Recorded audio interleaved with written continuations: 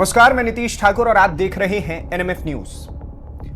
आज मैं कुछ लोगों से सवाल करना चाहता हूं, जो लोग इस देश में खुद को बहुत बड़ा क्रांतिकारी समझने लग गए थे, जो लोग खुद को जेपी नारायण से भी ऊपर समझने लग गए थे कि भाई उनसे भी बड़ा आंदोलन हमने रचित कर दिया है। जी हां, आप समझ चुके होंगे कि सवाल किससे होने वाला है। कॉकरोच जनता पार्टी के कुछ लोगों से, अभिजीत दीपके से, सौरभ दास से, आशुतोष रांका से, इन सभी लोगों से हमारा सवाल है आज कि भाई आप लोग स्टूडेंट्स की बात करने के लिए आगे आए थे, अमेरिका से फ्लाइट की टिकट कटवा करके बॉस्टन से आते हैं आप यहां पर दिल्ली के अंदर, और आप कहते हैं कि भाई सत्ता से सवाल करना हमारा अधिकार है, हम सवाल करेंगे। बिल्कुल सही बात। जनता आपको खूब प्यार देती है, जेनजीज तो आपके पीछे भागने लग जाते हैं, दौड़ने लग जाते हैं। जेनजीज छोड़िए ना, मिलेनियम्स भी आपके पीछे पीछे भागने लग जाते हैं कि ये आया है जो हमारी बात करेगा।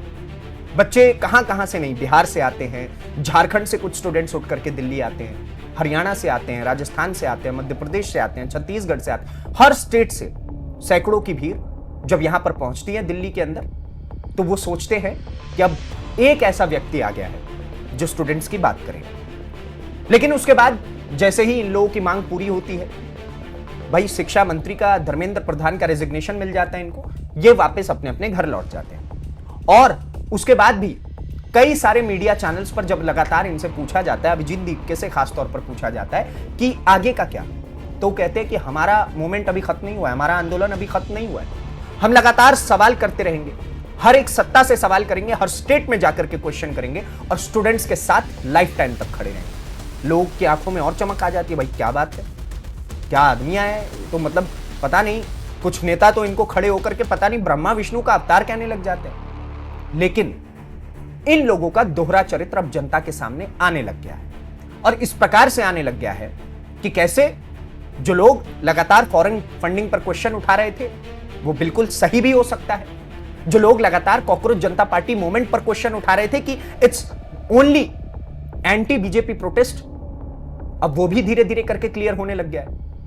जो लोग कह रहे थे कि भाई ये सनातन विरोधी प्रोटेस्ट चल रहा है और कुछ नहीं है, अब वो भी धीरे धीरे क्लियर होने लग गया है। और ये सब चीजें जब आप साइडलाइन कर देंगे तो आपको पता चलेगा कि ये देश विरोधी, इस देश की सेना विरोधी प्रोटेस्ट भी था, क्योंकि सारी तस्वीरें हमने देखी। लेकिन ये प्रोटेस्ट स्टूडेंट्स का इसलिए नहीं था क्योंकि आज झारखंड के अंदर हजारों की संख्या में बच्चे रांची में अलग अलग इलाकों में प्रोटेस्ट कर रहे हैं और बोल रहे हैं, सत्ता से सवाल कर रहे हैं, वहां के मुख्यमंत्री हेमंत सोरेन से सवाल कर रहे हैं, झारखंड मुक्ति मोर्चा की सरकार से सवाल कर रहे हैं, वहां के शिक्षा मंत्री से सवाल कर रहे हैं कि आपके नेता, इंडी अलायंस के नेता जाकर के दिल्ली में प्रधानमंत्री आवास को स्टूडेंट्स के लिए घेर रहे हैं। आपके साथी दल के नेता खड़े होकर के स्टूडेंट्स की आवाज उठाने की बात करते हैं, लेकिन आपकी सत्ता में होने के बावजूद स्टूडेंट्स प्रोटेस्ट हो रहा है, और इस कारण हो रहा है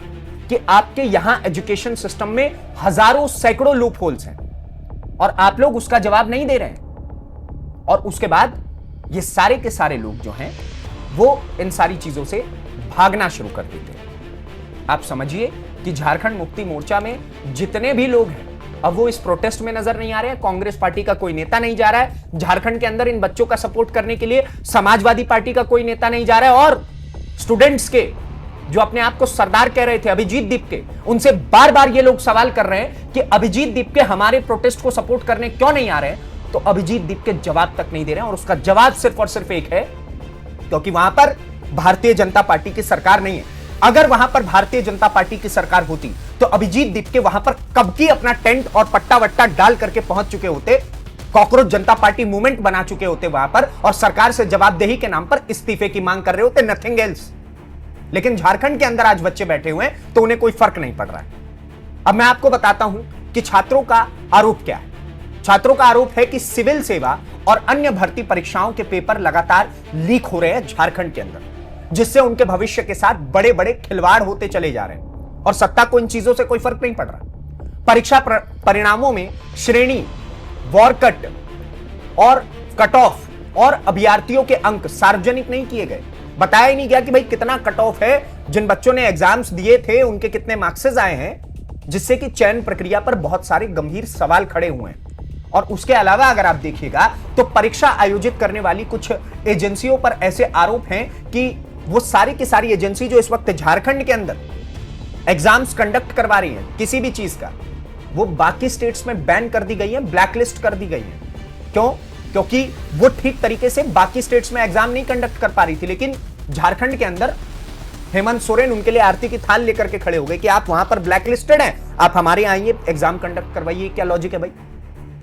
कि जिसके ऊपर पहले से ही बड़े सारे गंभीर सवाल खड़े हो चुके हैं कि वो अच्छे तरीके से नहीं कर पा रहे हैं, एग्जाम्स कंडक्ट नहीं कर पा रहे हैं, ब्लैकलिस्टेड है अदर स्टेट्स में, वहां पर आप कह रहे हैं कि हमारे स्टेट में आकर के आप एग्जाम कंडक्ट करवा दीजिए। क्या बार बार स्टूडेंट इन चीजों पर सवाल पूछ रहे हैं और अभिजीत दीप के अपना मुंह छुपा करके भागते चले जा रहे हैं। एक और बड़ी मांग वहां पर हो रही है कि सीबीआई की जांच होनी चाहिए एजुकेशन सिस्टम को लेकर के, और सुधार की मांग भी की जा रही है। छात्र केवल गिरफ्तारियों या अध्यक्ष के इस्तीफे से संतुष्ट नहीं होंगे, बल्कि वो पूरे घोटाले की सीबीआई जांच और भर्ती प्रणाली में स्थायी सुधार की मांग कर रहे हैं। लेकिन इन सारी चीजों को लेकर के अभिजीत दीपके ने एक सिंगल ट्वीट भी अगर कर दिया हो, क्योंकि ये ऐसा नहीं है कि ये प्रोटेस्ट आज से चल रहा है, लगभग 1-1.5 हफ्ते 2 हफ्ते से ये प्रोटेस्ट चल रहा है।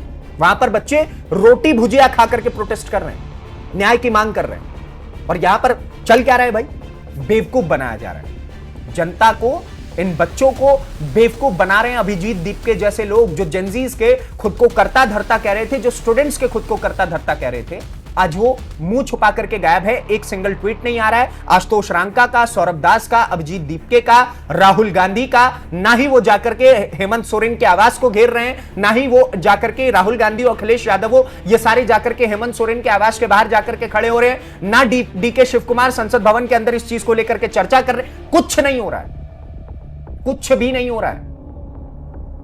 और ये सारे के सारे इस वक्त इन बच्चों के साथ नहीं खड़े। इन बच्चों के साथ खड़े होने की जरूरत है आज आपको और हमें, क्योंकि जंतर मंतर पर तो भाई पिज्जास पहुंच जाते हैं, बर्गर पहुंच जाता है, फ्रेंच फ्राइज पहुंच जाते हैं, चिकन बिरयानी पहुंचती है और न जाने क्या क्या, हजारों चीजें खाने का मतलब वहां बुफे सिस्टम लग जाता है। लेकिन यहां पर यह सब नहीं पहुंच रहा है। यहां पर बिस्किट्स हैं, बिस्किट के पैकेट खा करके 5-5, 10-10 रुपए के बिस्किट के पैकेट खा करके वहां पर बच्चे प्रोटेस्ट कर रहे हैं। वहां पर रोटी भुजिया खा करके बच्चे प्रोटेस्ट कर रहे हैं। इसके बारे में जवाबदेही कौन तय करेगा? हेमंत सोरेन इसके ऊपर कब इस्तीफा देंगे? भाई हेमंत सोरेन इस्तीफा दे, उनके या तो शिक्षा मंत्री इस्तीफा दे, ये मांग तो होनी चाहिए। आप क्या सोचते हैं इस सारी खबर को लेकर के, दीपके के इस दोहरे चरित्र को लेकर के, सौरभ दास के इस दोहरे चरित्र को लेकर के, आशुतोष रांका के इस दोहरे चरित्र को लेकर के? हमें कमेंट बॉक्स में जरूर बताइए और इस प्रकार के और वीडियोस को देखने के लिए एनएमएफ न्यूज को सब्सक्राइब कीजिए। धन्यवाद, नमस्कार, जय हिंद, जय भारत।